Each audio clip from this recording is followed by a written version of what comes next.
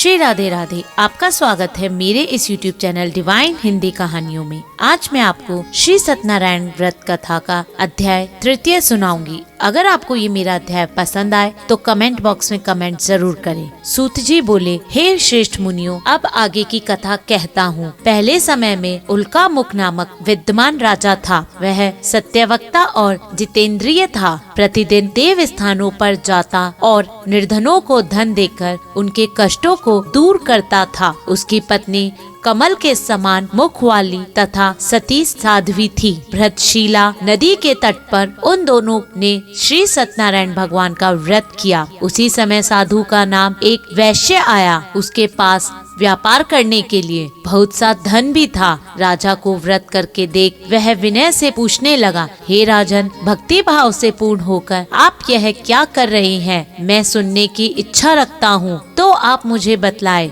राजा बोला, हे साधु, आपने बंधुओं के साथ पुत्र आदि की प्राप्ति के लिए एक महाशक्तिमान श्री सत्यनारायण भगवान का व्रत व पूजन कर रहा हूँ। राजा के इस वचन को सुनकर साधु आदर से बोला, हे राजन, मुझे इस व्रत का सारा विधि कहिए। आपके कथा अनुसार मैं भी इस व्रत को करूँगा। मेरी भी संतान नहीं है और इस व्रत को करने से निश्चय रूप में ही मुझे संतान की प्राप्ति होगी। राजा से व्रत का सारा विधान सुन व्यापार से निवृत्त हो वह अपने घर गया। साधु वैश्य ने अपनी पत्नी को संतान देने वाले इस व्रत का वर्णन कहा और सुनाया और कहा कि जब मेरी संतान होगी तब मैं इस व्रत को करूँगा। साधु ने इस तरह के वचन अपनी पत्नी लीलावती से कहे। एक दिन लीलावती पति के साथ आनंदित हो सांसारिक धर्म में प्रवृत्त होकर श्री सत्यनारायण भगवान की कृपा से गर्भवती हो गई। 10वें महीने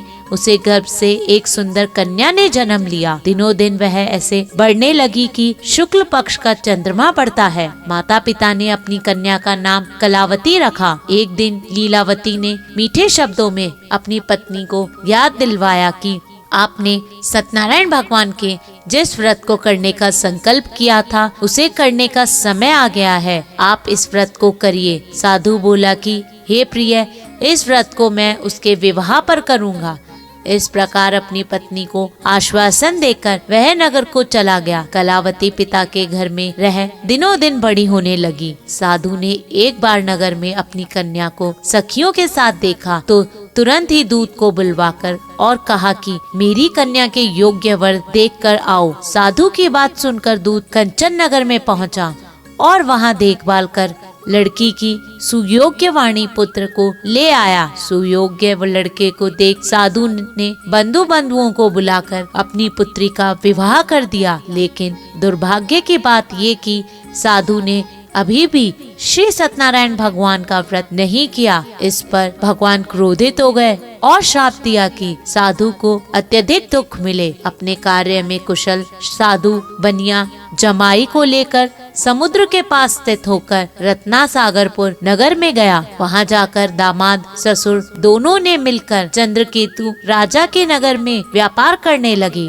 एक दिन भगवान सत्यनारायण की माया से एक चोर राजा का धन चुराकर भाग रहा था। उसने राजा के सिपाहियों को अपना पीछा करते हुए देख चुराया हुआ धन वहां रख दिया जहां साधु अपने जवाई के साथ बैठा ठहरा हुआ था। राजा के सिपाहियों ने साधु वैश्य के पास जाकर राजा का धन पड़ा देखा तो वह ससुर जवाई दोनों को बांधकर प्रसन्नता से राजा के पास ले गए और कहा कि उन दोनों चोरों को हम पकड़ लाए हैं, आप आगे कार्यवाही की आज्ञा दे। राजा की आज्ञा से उन दोनों को कठिन कारावास में डाल दिया गया और उनका सारा धन भी छीन लिया गया। श्री सत्यनारायण भगवान के श्राप से साधु की पत्नी भी बहुत दुखी हुई। घर में जो धन रखा था उसे चोर चुरा ले गए। शारीरिक तथा मानसिक पीड़ा व भूख प्यास से अति दुखी हो अन्न की चिंता में कलावती एक ब्राह्मण के घर गई। वहाँ उसने श्री सत्यनारायण भगवान का व्रत होते देखा। देखा, फिर कथा भी सुनी। यह प्रसाद ग्रहण कर रात को घर वापस आ गई। माता ने कलावती से पूछा कि हे पुत्री, अब तक तुम कहाँ थी? तेरे मन में क्या है? कलावती ने अपनी माता से कहा, हे माता, मैंने एक ब्राह्मण के घर में श्री सत्यनारायण भगवान का व्रत देखा है। कन्या के वचन सुनकर लीलावती भगवान से पूजन की तैयारी करने लगी। लीलावती ने परिवार व बंधुओं सहित श्री सत्यनारायण भगवान का पूजन किया और उनसे वर मांगा कि मेरे पति तथा जमाई शीघ्र ही घर आ जाएं। साथ ही यह भी प्रार्थना की कि हम सब अपराध के क्षमा करें। श्री सत्यनारायण भगवान इस व्रत को संतुष्ट हो गए और राजा चंद्रकेतु को सपने में दर्शन देकर कहा, हे राजन, तुम उन दोनों वैश्यों को छोड़ दो और तुमने उनका जो धन लिया है उसे वापस कर दो। अगर तुमने ऐसा नहीं किया तो तुम्हारा धन, राज्य